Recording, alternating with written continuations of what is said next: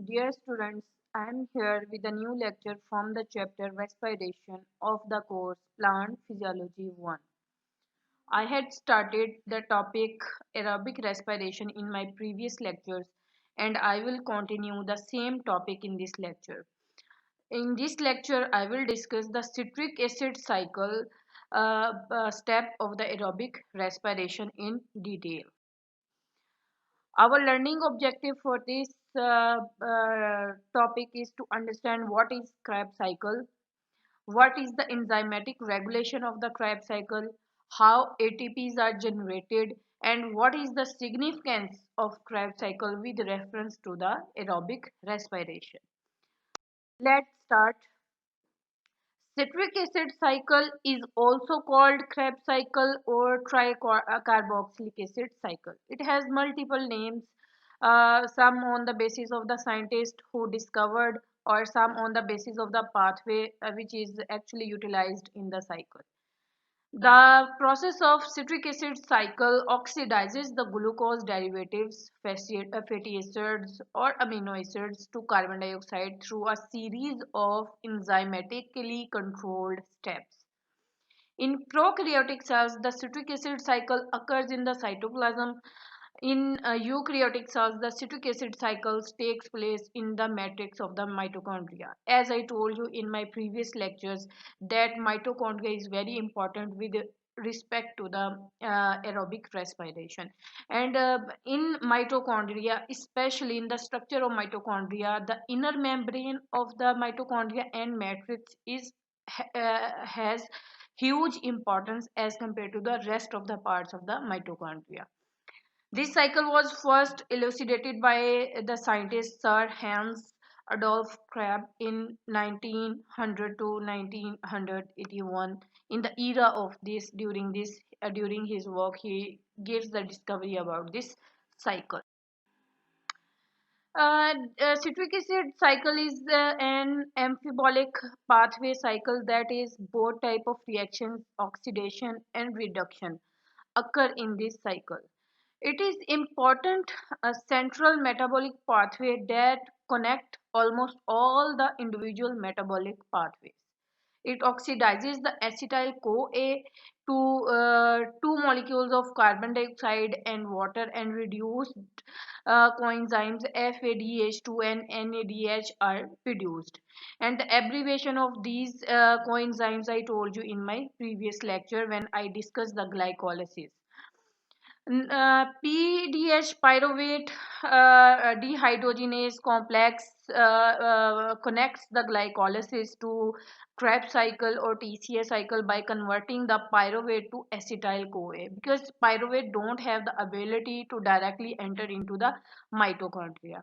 Only it can enter in the form of acetyl CoA, which get converted into the cycle that I explained you in my previous lecture, that is pyruvate dehydrogenase complex.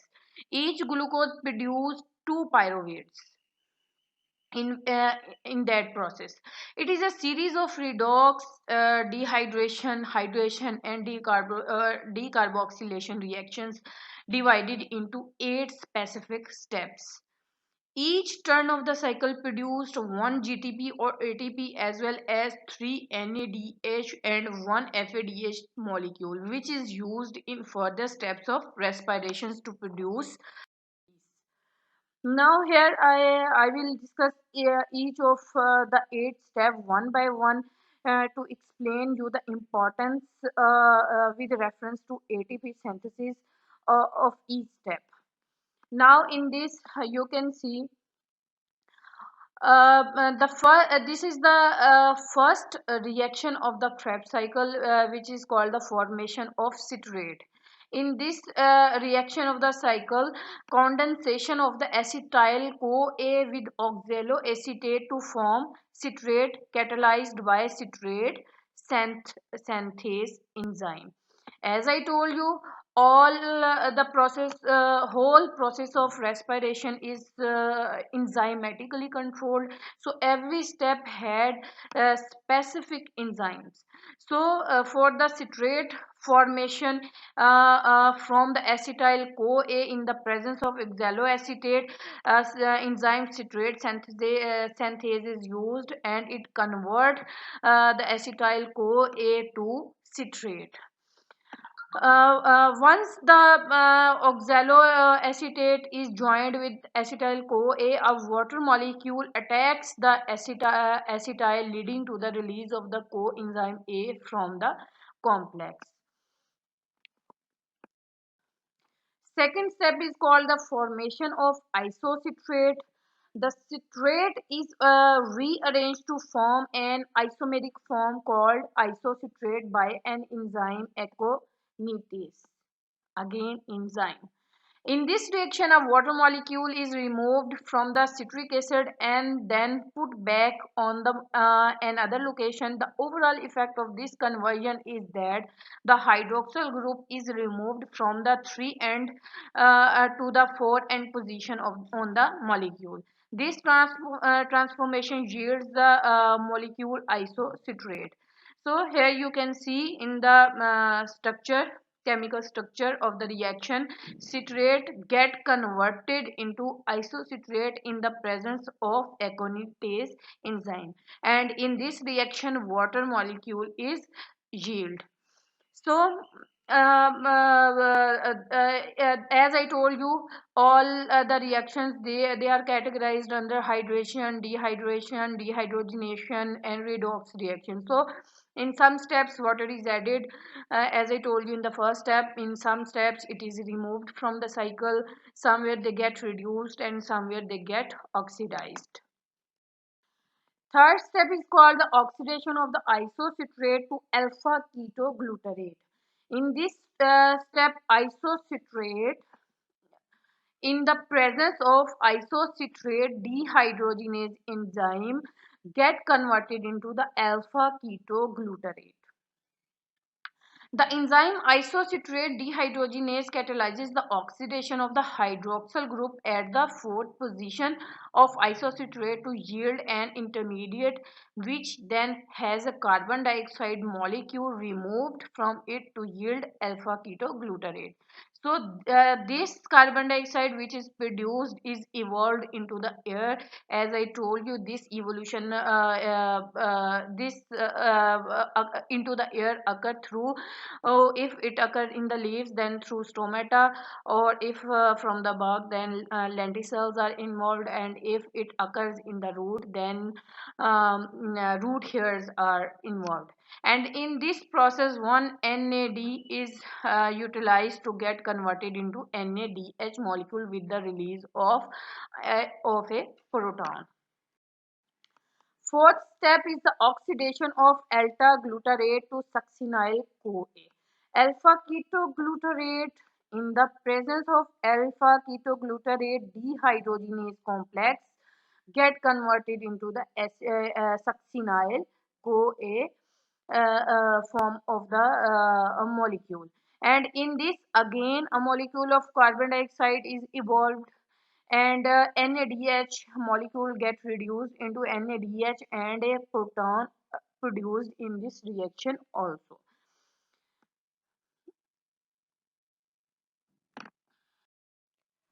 Conversion of the succinyl CoA to succinate is the fifth step of this cycle, and in this cycle, as here in the equation you can see, succinyl CoA, in the presence of succinyl CoA synthase enzyme get converted into succinate. In this conversion, substrate level phosphorylation occur, and in this GDP get converted into GTP in the first step by the use of inorganic phosphate, and then this GTP is used in the next procedure to get converted into ATP. Here GDP is meant for guanosine diphosphate, and it get converted into guanosine triphosphate. And in this process, enzyme CoA is released also. Oxidation of succinate to fumarate is the next step, which is catalyzed by succinate dehydrogenase enzyme, and in this process, FAT get reduced into FADH2. So you can see, as I told you, that there are several oxidation and reduction processes which are involved in this Krebs cycle. The seventh step is the hydration of the fumarate to malate. This is a reversible hydration of fumarate to L-malate is catalyzed by fumarase enzyme or fumarate hydratase. It has two names. Either it would be called as fumarase or fumarate hydratase. And in this, fumarase continues the rearrangement process by adding hydrogen and oxygen back into the substrate that had been previously removed. Here you can see in the equation water molecule is added, and in the presence or addition of this molecule activate this step of the metabolic process in which fumarate get converted into malate in the presence of fumarase enzyme. Oxidation of malate to oxaloacetate. Malate is oxidized to produce oxaloacetate, the starting compound of the citric acid cycle by malate dehydrogenase enzyme. As you can see in the equation, malate get converted into oxaloacetate in the presence of malate dehydrogenase enzyme. And in this one, another molecule of NAD get reduced into NADH, and a proton molecule is also produced in this reaction. This is overall the complete representation of the citric acid cycle, and here you can see these gray colors. These represent the specific compound or that belongs to the cycle, and these red represents the enzyme which activate that specific conversion. So here citrate get converted into isocitrate, and alpha ketoglutarate, succinyl CoA, succinate, fumarate, and the malate, and the rest of the cycle. And I told you the detail of each step in my earlier discussed slides, and these are the enzymes which regulate this specific conversion, for example from citrate to isocitrate, and this is only possible in the presence of aconitase. And likewise isocitrate get converted into alpha ketoglutarate dehydrogenase in the presence of isocitrate get converted into alpha ketoglutarate in the presence of isocitrate dehydrogenase enzyme. So without the presence of these enzymes, which is present here, you can see at each and every step, and the conversion of that specific step is not possible at all. And here the double static or the two-way direction of the arrow represents the reversible reaction, means it can move forward, and meanwhile it can also can move in the backward direction. It depends on the concentration of the specific reactant which is present at that time. If enough quantity of a specific compound, for example here succinyl CoA is present in surplus amount, and the enzyme succinyl CoA synthase is present, then in the presence of this succinyl CoA will get converted into succinate. But if the concentration of succinate is too much higher in the cell, then this is the indication that the cycle should stop. Meanwhile if the concentration of succinyl CoA synthase is less and succinyl CoA is also less in the cycle, then this cycle will move into the backward direction, means succinate will get converted into succinyl CoA to replenish its quantity into the cell. So the cycle can also move in the forward direction, the cycle can also move in the backward direction. This is actually the regulation that which is determined by the need of the cell. If it is required, energy is required, then it will move in the forward direction. If energy is not required, then it will move into the backward direction. So here is the most important thing is the use of the NAD molecule. Here you can see at the when isocitrate get converted into alpha ketoglutarate, one molecule of NAD is get reduced into NADH. So this is the first utilization of NAD in the cycle. Second is from when alpha ketoglutarate get converted into succinyl CoA, second NAD molecule is utilized here. And here you can see the third, when fumarate get converted into malate in the presence of fumarase enzyme. At this step, for specific conversion, NAD molecule get reduced NADS. So here the and the other one is this NAD get when acetyl CoA is formed. But as I told you, acetyl CoA is the product of the second step of the respiration process, and acetyl CoA has the ability to get entered into the citric acid cycle. Otherwise it in acetyl CoA in the form of pyruvate cannot be entered into the cycle. So overall picture represents that three molecules of NAD are utilized in the overall cycle of citric acid cycle. And a molecule of FAD is used when succinate get converted into fumarate, and FAD molecule get reduced into FADH2 molecule. Here in the cycle, the whole picture of the utilization of NAD, FAD, and the conversion of GDP to ATP, it is clear from the cycle. And in the next I explained you how many NAD, one NAD molecule and one FAD molecule can get converted or can produce in next process, how many ATPs they have the power to produce. So in the overall reaction, how much as we are concerned with the energy production in the process of respiration. So this is the final fate why we are studying all of these processes in detail, that how much ATPs are produced at the end. So in this total 12 ATPs are produced, and how 12 ATPs are produced, as I told you, three molecules of NAD get reduced into NADH. And we know at the level of in the previous lectures when I told you how much energy of one molecule of NAD produce and NADH produce, I told you that one NADH molecule can produce 3 ATPs. So if 3 NADs are utilized and 3 NADH are produced, then 3 into 3 is equal to 9 ATPs. So these three molecules can produce 9 ATPs. One FADH2 can get converted into 2 ATPs. So 2 and 1 GTP can get converted into 1 ATP. So this 9, 2 and 1 is equal to 12. That is the total ATPs which are produced in TCA cycle or Krebs cycle or tricarboxylic acid cycle.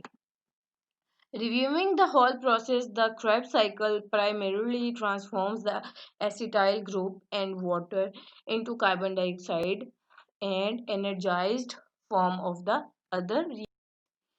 So these are the overall significance of the Krebs cycle, why Krebs cycle is so important, why we need in all type of aerobic respirations, we need Krebs cycle as the most prominent part of the process, because not only because besides the production of the ATP, its intermediates can perform several other functions or could be the part of several other metabolic processes.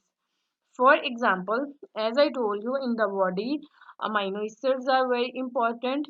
Chlorophyll is very important because chlorophyll is attached with the process of photosynthesis. Nucleotides are very important because they are linked with the genetic material in the body. Cytochromes also have very important part in the transfer of energy, and fats in the production of energy, and also to store the surplus uh, food in the body. And several intermediates in the cycle, they get converted or utilized in one way or the other to synthesize all of these compounds in the plant body.